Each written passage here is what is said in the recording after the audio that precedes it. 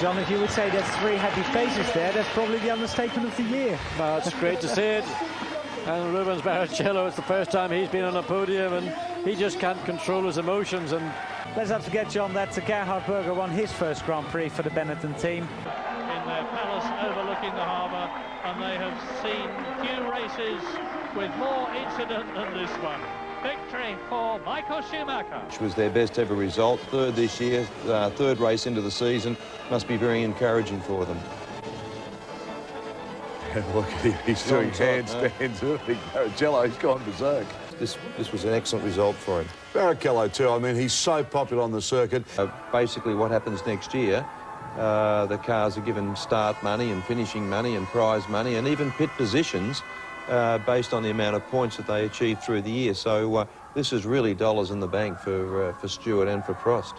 Jackie, of course, in the famous tartan hat and the pants. Oh, dear. Look at this, there's a fair bit going on. And wonderful. Jackie's absolutely soaked that it wouldn't matter. He'd be so happy. Look at that. This has got to be a stellar day for him. Not only has he got his teammate next to him. I find that hard to believe. Oh, it'd be a shame. I think it adds a lot of colour to it. I think it's great. I know the champagne company's always... But I know he's extremely popular with Mercedes-Benz. He's very, very good out of the car. He's a very good diplomat. And 10 constructors championships, which puts them one in front of McLaren. And Michael Schumacher greedy to the end. He'll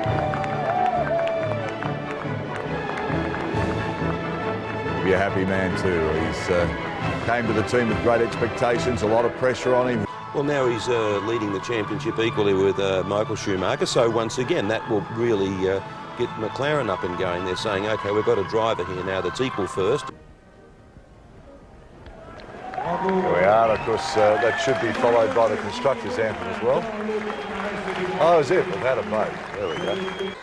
And I think Barrichello needed that drive too. He's been pretty quiet for the middle part of this season. He was driving a storming race, wasn't he? He was going like hell. I mean, whether he had a light fuel load or not. Sea of colour there, the flags. Look at his eyes. They're stinging like blazes. If you've ever had champagne in them, they sting. And this is great. Well, very deserved. I mean, at the end of the day, Schumacher did make that mistake, and I guess he paid the price, but absolutely, for sure. But there's a couple of interesting things come out of this race, I reckon, one of which is the chief mechanic at PAA will be in the spare bedroom from here on in. If that ever gets back to his wife expecting the baby. If she has the baby. It wasn't even wet. You know, he's superbly fit.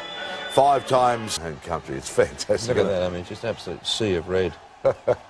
And they all realise now that they are going to have to do something to take the game up to Ferrari. Yeah, no doubt about that. Which doesn't, you know, with all due respect to Minardi and some of those teams, they just must think, oh, no. James made the comment a number of times about the... Oh, Rubens almost goes off backwards. Of course. And for a man who is so much in contention for the title, that's a little surprising when you think about it. Webber's lowest finish this year, that's not such a good milestone for Mark. Ralf Schumacher, first time this year he's finished without points in a race. The one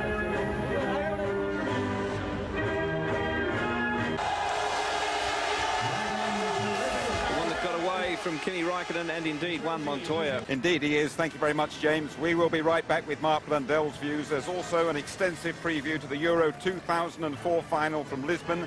Bobby Robson, Terry Venables, Ali McCoist and Andy. But it was in qualifying. In the race today, he's been absolutely perfect and he thoroughly deserves it. Should he have pitted? I think he should. I'm sure many of you at home thought so as well. But the racer in him simply wouldn't allow it.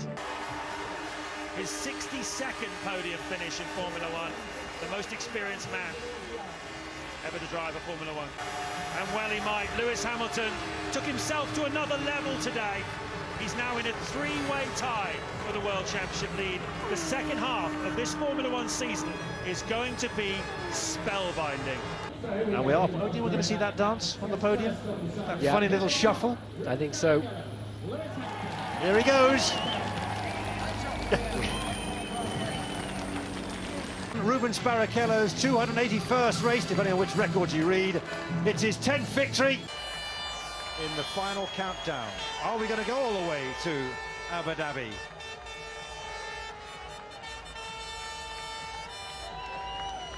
Still leading the World Championship, 4 races to go, but the lead is now down to 14.